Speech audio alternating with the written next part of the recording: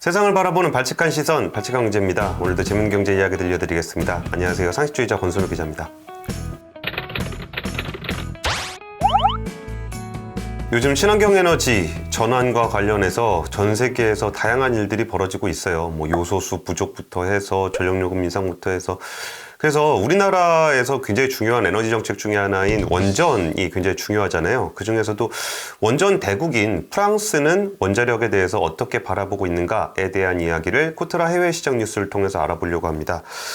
그에 앞서서 내용을 전달하기에 앞서서 발칙한 경제와 항상 함께하는 코트라에서 저희한테 꼭 전하고 싶은 얘기가 있다라고 해서 전해왔습니다. 다름 아니라 오는 16일에 오후 1시부터 코트라에서 온라인으로 2022년 글로벌 비즈니스 트렌드 설명회를 연다고 합니다. 한국 트렌드와 세계 트렌드, 경제 트렌드, 소비 트렌드를 통해서 내년도 경제가 어떻게 돌아갈지, 비즈니스, 사업하시는 분들은 어떤 그림을 구상들을 하시면 좋을지 이런 얘기를 함께 좀 들어볼 수 있는 기회인 것 같습니다. 이 행사의 그 진행자가 참 인상적인데요. 접니다. 제가 이번에 그 코트라의 2022년 글로벌 비즈니스 트렌드 설명회의 진행을 맡게 됐고요. 사실 저야 그냥 옆에서 진행을 하는 감초 역할을 하는 거고, 코트라라는 조직이 이제 그 전 세계의 우리나라 기관 중에는 가장 많은 조직을 가지고 있지 않을까, 글로벌 네트워크를 갖고 있지 않을까 싶은데, 전 세계의 그 무역관들이 나가서 거기서 현지에서 벌어지는 되게 다양한 정보들을 수집해서 국내 중소, 중견 기업들이 해외 진출을 할 때 돕는 기업이 코트라입니다. 그러다 보니까 굉장히 좀 생생한 정보들을 많이 좀 수집을 하고 있는데요. 이번에 그 비즈니스 트렌드 설명회의 연사를 보면은 굉장히 쟁쟁합니다. 일단 국내 트렌드는 유재원 코트라 무역투자 데이터 본부장님이 하시고, 세계에서 우리나라 트렌드를 어떻게 볼 것인가, 세계가 열광할 한국 트렌드는 카카오엔터의 전략 마케팅 유정혜 그룹장님이 맡으셨습니다. 그리고 이제 경제 전망, 내년도 경제가 어떻게 돌아갈지에 대한 전망도 굉장히 중요한데, 저는 자주 같이 방송을 했었는데 그 삼프로TV에서 그 사랑스러움을 담당하고 계신 그 KB투자증권의 김효진 이코노미스트께서 경제 전망에 대해서 얘기를 해주실 거고요.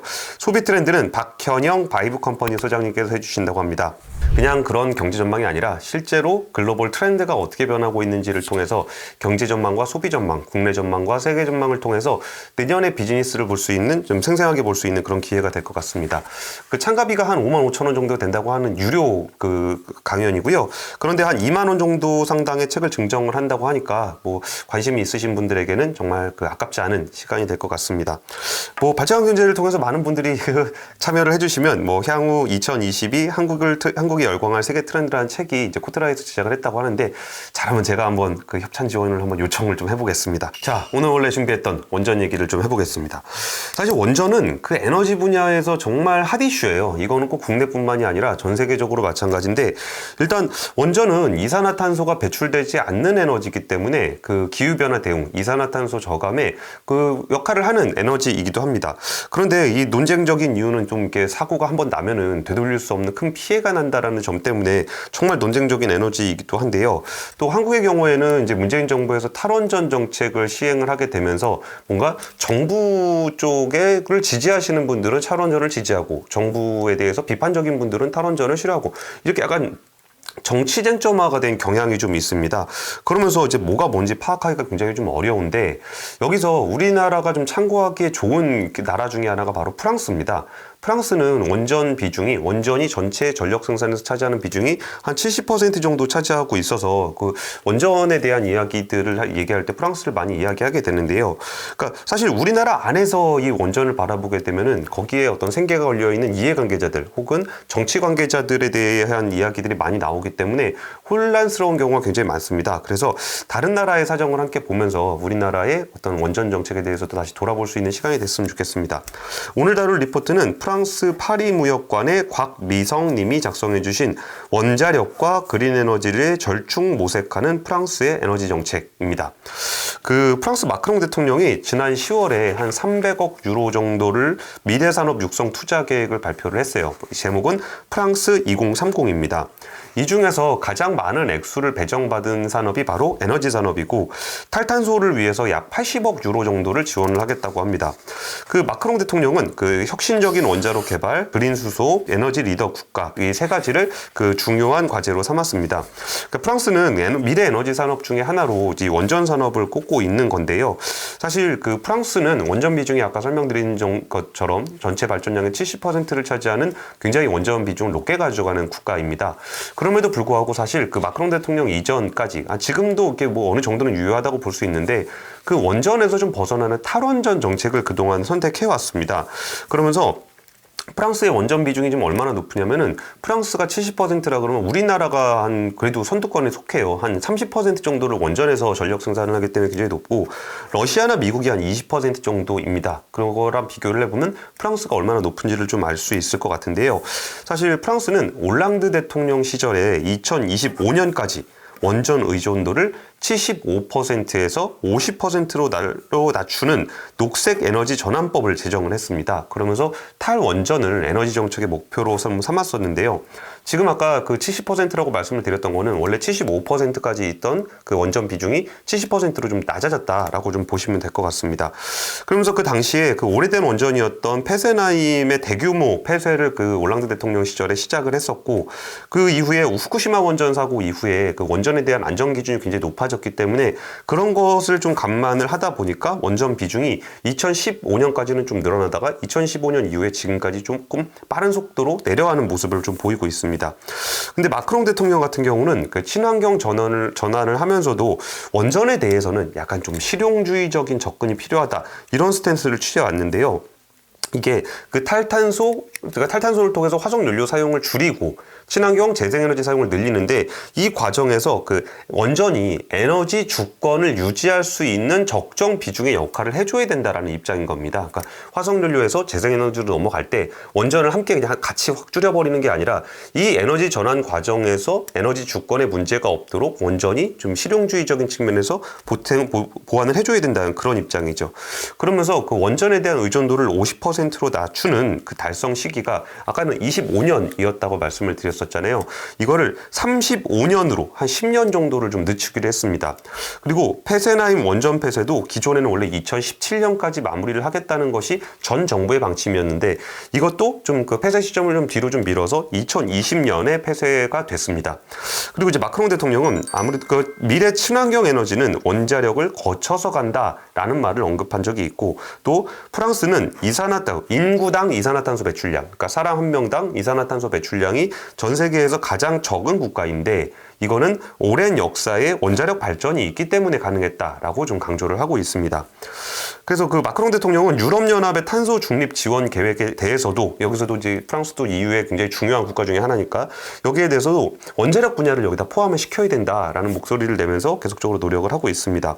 그 이유는 아무래도 아까 설명드렸던 것처럼 친환경 에너지 확대 발전 속도가 그러니까 재생에너지, 풍력이라든지 태양광이 발전하는 속도가 화석연료를 줄이는 것에 잘 못 따라가다 보니까 원자력을 포기하게 되면은 탈탄소 목표를 달성하는 것이 현실적으로 불가능하다라는 게 마크롱 대통령의 입장입니다. 그러면서 이제 프랑스에서도 좀 강조하고 있는 부분은 그 지금에 있는 대규모 원전 이걸 계속적으로 짓자 뭐 이런 얘기는 아니고요. 마크롱 대통령이 프랑스 2030에서 적극 개발하겠다고 밝혔던 거는 소형 원자로 우리가 SMR이라고 부르는 소형 원자로입니다. 이게 대형 원전 같은 경우는 한 1000메가와트, 한 1기가와트 정도의 규모를 갖는데 소형 원자로 같은 경우는 이보다 한 3분의 1 정도 적은 300메가와트 규모의 작은 원자로입니다. 아무래도 이게 원전 사이즈가 좀 작게 되면은 그 안전도가 좀 더 높다, 그리고 효율성이 좀 더 높다, 이런 것이 그 원자력을 연구하시는 분들의 어떤 주장인데요. 그러니까 이번에도 소형 원자로에 대한 어떤 기대, 그리고 관련 정책, 지원 정책을 발표했음에도 불구하고 프랑스 정부도 원전 의존도를 낮추려는 정책에는 그 변함은 없습니다. 그리고 이전에 마크롱 대통령 시절에도 4세대 원자로 개발 프로젝트, 이것도 소형 원전 쪽을 개발하는 프로젝트인데 우라늄 매장량이 적다라는 것 때문에 2019년에 중단을 한 바 있습니다. 그러면서 2018년 임기 초였던 2018년에 얘기했던 걸 보면은 탄소세부가 원자력 발전 컨트롤, 지속 가능한 에너지 개발 이 세 가지를 굉장히 강조를 하면서 2030년까지 지상 풍력 3배, 태양광 5배로 늘리겠다는 정책을 발표한 바 있습니다. 마크롱 대통령의 언급을 보면은 아무래도 태양광 풍력 3배, 태양광 5배 이렇게 재생에너지를 늘리면서 여기서 그 에너지 전환 과정에서의 그 원전의 역할을 강조하면서 지금 현재 원전이 아니라 차세대 원전에 대한 이야기를 하고 있어요. 근데 이 부분이 우리나라에서는 약간 그 편파적으로 프랑스의 이야기를 좀 가져다 쓰는 경우가 있어요. 원전에 찬성하시는 분들은 원전 대국인 프랑스는 이산화탄소 배출을 적게 하면서 원전에 대한 지원 정책을 계속적으로 쓰고 있는데 왜 우리나라는 이 원전을 탄압하느냐라는 것으로 하나 쓰고, 또 반대쪽에서는 프랑스도 지금 원전에서 원전 비중을 낮추면서 풍력이라든지 태양광을 많이 확대하는 쪽으로 가고 있는데 왜 우리나라, 원전 대국인 프랑스도 그런데 왜 우리나라가 원전을 고집해야만 하느냐, 이런 식으로 좀 사용하는 경우가 있어요. 하지만 프랑스의 계획들을 보면은 이 두 가지를 어떻게 조합해서 탈탄소로 탄소 중립 시대로 갈 것인가에 대한 실용적인 고민들이 들어있는 겁니다. 그리고 이제 그 프랑스 같은 경우도 대체 에너지 개발에도 관심이 많은데, 이 중에 우리나라가 참여하고 있는 ITER, 국제 열핵 융합로 실험로 프로젝트에도 굉장히 프랑스가 관심을 보이고 있습니다. 물론 핵융합은 2050년에 이후에야 상용화 가능할 것으로 전망이 되고 있기 때문에 탄소 중립 목표에 기여하진 못하겠지만, 이 부분에 그 미래 에너지로서의 그 핵융합 기술에 대해서도 장기 비전 차원에서 필요하다라고 프랑스도 생각하고 있습니다. 사실 프랑스는 우리나라보다 원전에 대한 고민이 더 깊은 나라입니다. 왜냐면은 1980년대 들어서 프랑스는 대규모로 원전을 지었기 때문에 이게 50년이 된 2020년대에는 원전 폐쇄에 대한 얘기, 원전 보수에 대한 이야기들을 계속적으로 할 수밖에 없는 시급한 문제가 되고 있고요. 그리고 이제 원전 보수는 좀 늦어지고 있는 가운데 거의 풍력 발전을 육상 풍력을 지으려고 했을 때 현지 주민들과의 반발을 많이 겪고 있기 때문에 녹색 전환 과정에서 이 원전을 원래 원전을 계획대로 폐쇄를 했을 때 전력 수요를 공급할 수 있느냐에 대한 현실적인 고민들도 하고 있습니다. 그러면서 마크롱 대통령에 속한 LREM 당 대변인은 당 이름이 좀 어렵네요. 원자력과 재생에너지는 양자택일을 하는 것이 아니라 둘의 결합이다라는 얘기를 언급한 바 있습니다.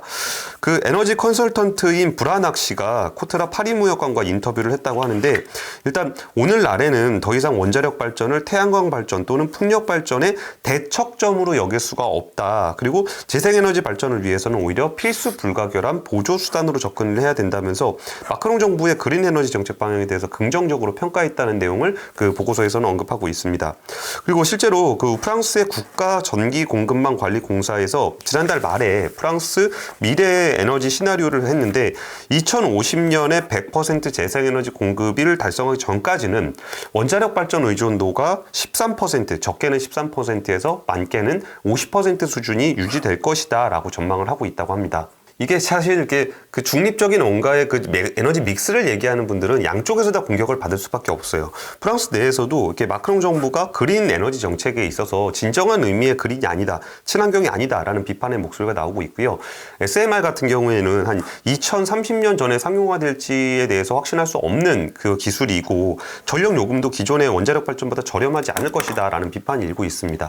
그리고 작은 이게 소형 원전이니까 이게 그 위험이 좀 덜하다라고 하겠지만, 그 소형인 것만큼 더 많이 설치를 해야 되기 때문에 위험은 똑같다라는 비판들도 있고요. 또 원자력 산업감시 NGO 단체의 롬씨가 그 코트라 파리 무역관과 인터뷰한 내용은, 일단 소형 원자로 자체가 수익성을 보장할 수도 없고 그 많은 양의 전기를 생산할 수도 없을 것이라는 부정적인 견해를 제시했습니다. 그린피스 같은 경우에도 원자력으로 만든 전기는 그 재생에너지로 볼 수 없다라는 지적을 그린피스 쪽에서는 하고 있습니다. 그 SMR 소형 원자로가 관련해서 사실 지금까지 사용해왔던 대형 원전을 공격적으로 확대하자라는 거는 원전업계에서도 그 정도까지 얘기를 하고 있지는 않은 것 같아요. 오히려 SMR, 소형 원전을 어떻게 할 것인가에 대한 고민들을 좀 이야기하고 있는 것 같은데, 대표적으로 마이크로소프트의 창업자였던 빌 게이츠 같은 경우도 이 소형 원전 프로젝트에 직접 투자도 하고 있다라는 얘기를 하고 있는 것 같아요. 그래서 저도 그 SMR 관련한 자료를 좀 찾아봤는데 사실 이게 제가 판단할 정도로 이 쉬운 문제는 아닌 것 같아요. 이게 에너지 분야에서 그 원전의 안정성이라는 걸 어떻게 평가를 해야 되는지, 이전 원전과 대형 원전과 소형 원전은 어떤 차이가 있고 소형 원전의 안전성이라는 것을 어떻게 우리가 받아들여야 되는지, 이런 부분들을 판단하기는 좀 굉장히 어렵더라고요. 그러면서 사실 재생에너지 전환 과정에서 우리가 무난하게 그쪽으로 전환될 수 있을 것이냐, 뭐 그린 인플레이션 같은 것들에 대해서 우리가 감당할 수 있을 수준일 것이냐 라는 부분에 대해서도 판단이 굉장히 어렵긴 한데, 이 원전 분야는 정말 어렵더라고요. 근데 그래서 좀 기대하는 부분이 그 에너지의 정치화는 좀 아닌 것 같아요. 사실 이런 문제를 일반인들이 판단하기가 굉장히 어려운 문제인데다가 전문가들이라고 하면 각자 사실 자기의 이권이 달려있는 문제이고 또 이게 정치화되게 되면은 그 일반 여론까지도 내가 진보냐 보수냐 아니면 내가 이 정부의 친정부냐 반정부냐 이런 부분 때문에 갈라지기 때문에 굉장히 판단하기가 좀 어려워지고 이런 양극화된 그런 여론은 전문가들의 어떤 합리적인 판단을 하기에도 굉장히 어려운 분위기를 조성을 하게 되는 것 같아요. 그래서 뭐 녹색은 진보, 보수는 원전 이 구도가 좀 우리나라에서 에너지 정책을 할 때 굉장히 좀 걸림돌로 좀 작용을 하고 있는 것 같다는 생각이 듭니다. 사실 탈원전의 여파라고 얘기하는 이 정부의 탈원전 여파가 저는 아직 오지 않았다고 생각을 합니다. 원전 때문에 뭐 전기요금이 올랐다는 둥, 뭐 태양광 때문에 전기요금이 올랐다는 둥 이런 얘기는 사실 현재 우리가 살고 있는 이 에너지 상황에서의 그 어떤 현황을 반영하고 있지 않아요. 이런 여론들이 형성이 되면서 상대를 공격하고 뭐 원전에 대한 정책에 대한 비판의 근거 아니면 찬성의 근거로 쓰인다는 것 자체가 약간은 현실을 왜곡하고 있는 측면이 분명히 있다고 저는 생각합니다.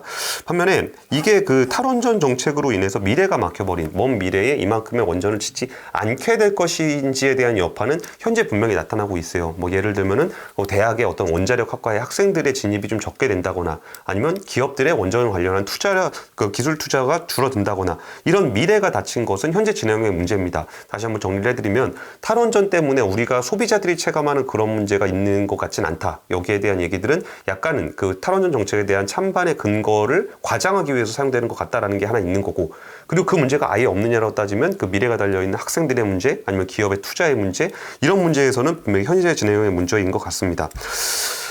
진짜 원전이 필요한지 탈원전을 해도 괜찮은 건지 전 아직 어떤 주장이 맞는지에 대해서 잘 모르겠어요. 그리고 전문가들이 과연 찾은 답이 완벽한 정답일 것이냐에 대한 확신도 없습니다. 다만 우리가 우리 사회의 어떤 그 인프라를 믿고 우리 사회의 어떤 수준을 믿었을 때 좀 더 이렇게 그 전문가들이 정말 합리적인 판단에서 이런 것들을 결정하기 위해서는 이 쟁점을 뭔가 여론 어떤 표를 의식한 국민적 여론을 이끌어내기 위한 방식이 아니라 정말 실용주의적인 접근을 통해서 에너지 믹스의 수준을 조정할 수 있는 그런 식의 어떤 결론으로 도달을 하기를 저는 좀 기원을 하고 있습니다.